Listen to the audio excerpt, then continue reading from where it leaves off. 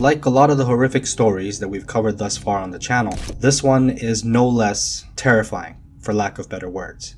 It occurred in Yellowstone National Park to a woman named Brigitta Friedenhagen, and it was a grizzly bear attack that was extremely gruesome, to say the least. Especially around the time of the attack, it's important that I mention that viewer discretion is advised. Brigitta Friedenhagen was a woman from Basil, Switzerland. She had a very deep passion for hiking, she loved the outdoors, and this attack happened, unfortunately, while she was out with her brother and sister-in-law on July of 1984. Yellowstone is popular for its geothermal features, containing over 500 active geysers, a high number of hot springs, mud pots, and fumaroles. Equal to its stunning geographical features, however, are its abundance of diverse North American wildlife, ranging from herbivores such as elk to predators such as coyotes, wolves, black bears, and of course, the mighty grizzly bear. Out of the approximately 5 million people that visit Yellowstone National Park each year, only a small fraction of that number venture out into the backcountry, which of course provides a more quieter, but certainly wilder experience at the park. And boasting about 1,000 miles of trails, it's no wonder that the park is also known as a hiker's paradise. It was these very wonders of Yellowstone that Brigitta Friedenhagen had hoped to experience upon arriving at the park on July 28, 1984. Brigitta was always a lover of Western wildlife and was particularly excited about the unique adventures that Yellowstone had to offer. Accompanied by her brother and sister-in-law, the trio spent the first 2 days exploring the geyser basins and the Grand Canyon of the Yellowstone. During this time, Brigitta had managed to obtain a backcountry permit from the Canyon Ranger Station.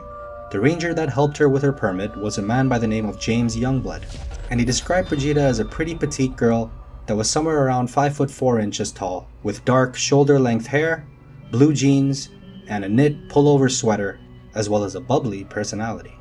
Ranger Youngblood had written Brigitta a permit for Site 5B1 on the Astringent Broadcreek Trail in Pelican Valley. This particular region of the park is known for grizzly bear sightings, and thus Ranger Youngblood gave Brigitta a detailed rundown on safety in the backcountry, as well as general bear safety. Ranger also warned her that the bears at the park were dangerous, and that the trio should avoid approaching them at all costs. He also mentioned that traveling alone would be a big no-no, and additionally warned her that if she happened to be on her period, that she should avoid hiking altogether. And this is of course because bears have an extremely powerful sense of smell, making menstruating women a strong potential attractant for curious grizzly snouts. It's also worth mentioning that the grizzlies of Yellowstone are considered generalist omnivores, meaning they do not discriminate when it comes to their food, and anything is game. Before getting into the main part of the story, I would like to mention that only one out of the aforementioned millions of visitors to Yellowstone Park on an annual basis fall victim to a grizzly attack. Not to mention, the odds of being attacked by one as a visitor in the tourist side of the park are significantly lower than those that venture into the park's wilder, more secluded, aforementioned backcountries. Here's a brief breakdown of chances of being attacked by a grizzly bear as a visitor in Yellowstone. If you do stay in the park's tourist section, this is where the boardwalks are, the chances of you being attacked are 1 in 59.5 million visits. If you camp at a roadside campground, it's 1 in 26.6 million overnight stays. If you camp in the backcountry, it's 1 in 1.7 million overnight stays. And if you hike in the backcountry, the probability of being attacked by a grizzly bear is then 1 in 232,613. That's in travel days until you are attacked by a grizzly bear. Of course, these are just probability-based statistics and must not be taken literally, as attacks can and have happened on one's first visit, and perhaps if you're fortunate enough and you take the right precautions, it may never happen at all, regardless of how many times you visit. It's also worth mentioning that Yellowstone has had only 8 fatal grizzly bear attacks in its history as a famous tourist attraction. It's July 30th, and Brigitta, her brother, and sister-in-law settle in for the night at their campground in Norris Geyser Basin, and thereafter make plans for the following day. The trio planned that they would hike together to the Astringent Creek bridge, which was about 6 miles away, at which point the plan was for Brigitta to travel alone to her campsite in Broadcreek. The plan was for Brigitta to camp at Broadcreek for one night by herself, after which she was to hike a trail back to the Grand Canyon of the Yellowstone the following day to a specific spot where she'd meet her brother and sister-in-law. The next morning, the trio set off on their hike, and at around 11 a.m., they arrive at Pelican Valley trailhead. After traveling just a mere 100 feet or so, the trio get a harsh reminder of just how wild Yellowstone backcountry really is. They spot a large orange placard warning hikers about grizzly bear activity on the trail. Brigitta, who had quite a bit of knowledge about grizzlies in Yellowstone, ties some bear bells to her backpack, knowing that a major key to avoiding bear encounters, of course, is to avoid surprising a bear by making a lot of noise while hiking in their territory. After hiking Pelican Trail for some time, everything seemed to be going according to plan. The trio then arrive at the junction at Astringent Creek and Broadcreek. They then confirm their plans to meet at Yellowstone's Grand Canyon, and after some quick goodbye hugs, the trio split up. And so, Brigitta, by her lonesome, begins hiking the remaining miles to the Broadcreek backcountry campsites. It's also worth noting that Brigitta had a guidebook in her pocket which had specific warnings on it about the dangers of bears in Pelican Valley. One particular section even read, "If the thought of viewing a grizzly bear isn't especially attractive to you, then maybe you should consider hiking a different area altogether." Grizzly bears are drawn to Pelican Valley due to its lush plant growth of grass, forbs, as well as sedges. It was when Brigitta arrived at White Lake a couple of miles into her hike where she made a fateful decision that most likely cost her her life. She'd arrived at a campsite labeled 5W1, which was about 3 miles from her destination campsite, which was 5B1 in Broadcreek. The campsite was empty, and Brigitta decided that instead of hiking further into bear country, perhaps taking advantage of this site's vacancy and setting up camp here instead would be a safer course of action for her. Unknown to Brigitta, however, was the fact that White Lake specifically was notorious for having very strong bear activity, and had even been off limits to visitors a number of times due to conflict bears that were reported to have raided multiple campsites. It's evening now, and Brigitta has settled into her new campsite for the night. She prepares some dinner for herself, and shortly after eating, attaches a rope between 2 lodge poles about 85 feet from the campsite, and hangs her food from the rope, which is of course typical food storage protocol when camping in bear country. Exhausted from her long day and this chore, Brigitta then changes out of the clothes she'd cooked in, gets into some fresh pajamas, and stores the clothes in a plastic bag, which she then rolled up into her poncho. This was once again, of course, very good bear safety practice. The fatigued 24-year-old then snuggles into her sleeping bag with her head near the tent door. She then writes an entry into her journal stating, "I've taken all the necessary precautions." As she laid down to sleep with her flashlight on one side of her and her cassette player on the other, Brigitta begins to drift into sleep to the sounds of rainfall hitting her tent, accompanied by occasional flashes of lightning. After a few moments, a large shadow emerges from the woods.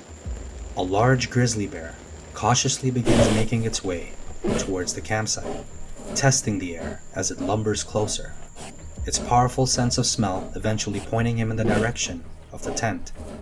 With nothing standing in its way, the bear proceeds towards the tent for a closer look. It quickly but quietly tears through the rainfly and then rips a 27-inch gash in the tent wall with a single one of its claws. He did this to the right of the tent door.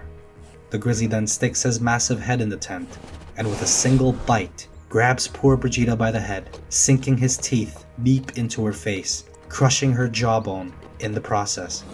He then pulls her out of her tent and her sleeping bag violently, and proceeds to carry her, screaming, into the dark night. The next day arrives, and it's 3:30 p.m.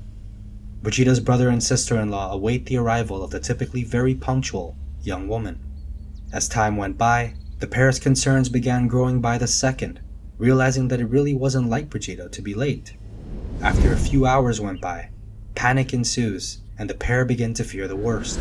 Brigitta's brother then heads up to the fishing bridge center to let a ranger know that she hadn't shown up. The rangers promptly issued out a park-wide missing hiker alert, and thereafter began making their best efforts to get in touch with the backcountry ranger that was staying at Pelican Valley. A short time later, the ranger at Pelican Valley gets word of the news and begins searching the trail Brigitta had been walking, till sundown. At about 9:30 p.m., he'd reported no signs of any hikers.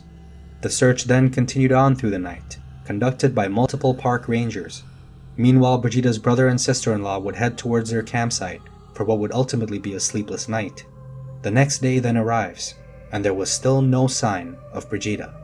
Ranger Mark C. Marshall was then dispatched on horseback to go to her campsite. As Ranger Marshall headed down the trail towards Brigitta's original campsite that she had obtained the permit for, he runs into another hiker along the way. The hiker warns the ranger that he'd seen a large grizzly bear about 15 minutes prior and had been heading south into Pelican Valley. Thankful for the hiker's advice, the ranger then continues on the trail. As he's passing the White Lake campsite, he notices an already set up green dome tent, as well as a red sleeping bag laid out in front of the tent. Noticing how unusual the scene looked, the ranger rides over to investigate.